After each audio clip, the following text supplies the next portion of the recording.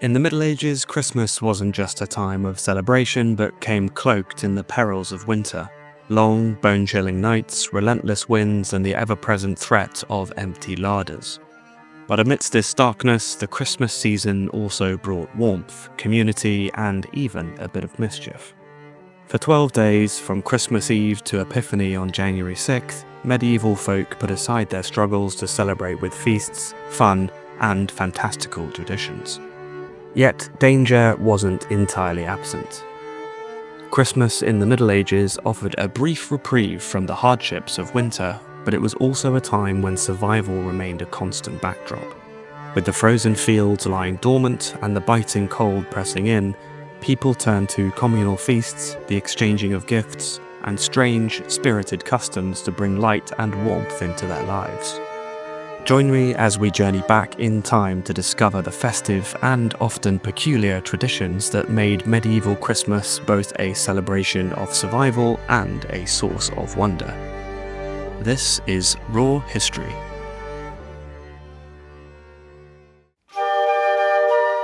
At the heart of Christmas celebrations were the feasts.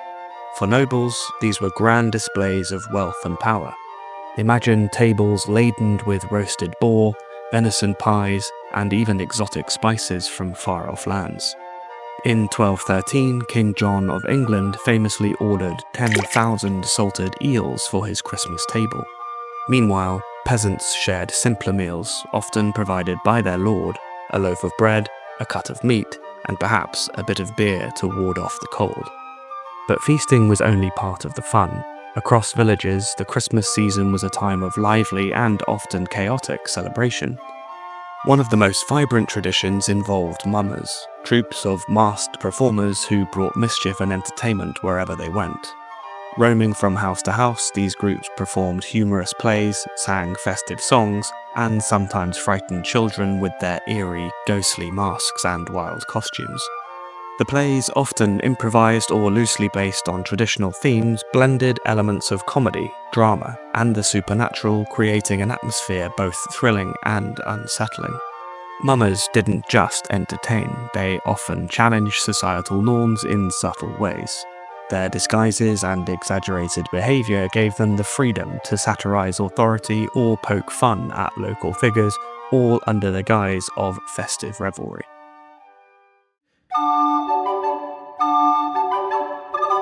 For those craving physical excitement during the Christmas season, there was the infamous game of medieval mob football. Unlike the structured sport we would recognize today, this was more of an unruly melee than an organized match. Entire towns participated, with few boundaries, both literal and figurative. The goals, often miles apart, could be anything from a church porch to the opposing village's market square. Players had one objective: to get the ball, an inflated pig's bladder, into the opposing goal by any means necessary. There were no standard teams, uniforms, or referees. Anyone could join, from young boys to seasoned labourers, and strategies ranged from brute force to sheer cunning. Punching, tripping, and hair-pulling were common tactics, and the game often spilled into alleys, fields, and even rivers. Property damage, broken limbs, and outright brawls were simply part of the spectacle. Despite its festive setting, mob football was not without controversy. Injuries were frequent and deaths were not unheard of. In 1314, the Mayor of London banned the game outright, citing its disruptive and dangerous nature. Edward III, following suit decades later, declared that the time spent on mob football would be better used practicing archery. Yet, for centuries, the game remained a beloved Christmas tradition, a chaotic, exhilarating release from the harshness of medieval life.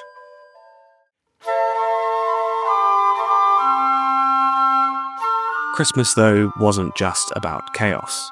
It also had its peculiar traditions of role reversal. On December 28th, the Feast of the Holy Innocents, a choir boy was chosen to be the boy bishop.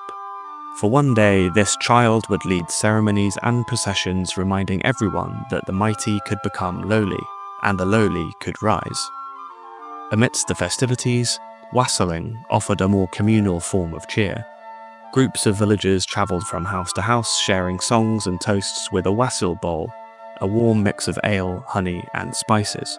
As they sang traditional songs, the wassailers would offer a toast to the health and prosperity of the households they visited, often with the phrase "Wace hail," meaning be well or good health in Old English.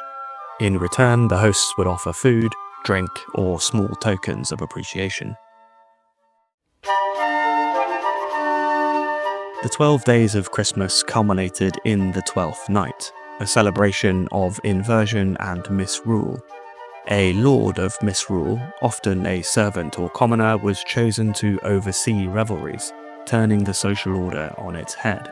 For one night, lords and peasants would dance and sing and play games together, united in the spirit of the Christmas season. But not all Christmas traditions were merry. In Iceland, the long, dark nights of Yule were filled with tales of trolls and hidden folks. According to one Icelandic saga, a shepherd went missing on Christmas Eve, only to be found later, his body broken and twisted, evidence of an encounter with malevolent trolls.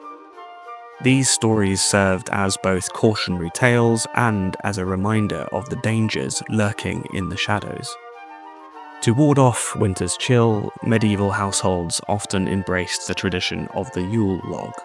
This massive log, carefully chosen, burned throughout the 12 days of Christmas. Its glowing embers were thought to bring protection against fire and lightning in the coming year. Some even believed that the leftover log had magical powers capable of banishing evil spirits. From ghostly mummers to rowdy football matches, medieval Christmas was a season of contrasts, where joy and danger coexisted and communities came together to push back against the cold and dark. These strange and wonderful traditions remind us of the enduring power of Christmas, to bring light, warmth, and hope, even in the bleakest of winters. Thank you for watching this special medieval Christmas edition of Raw History.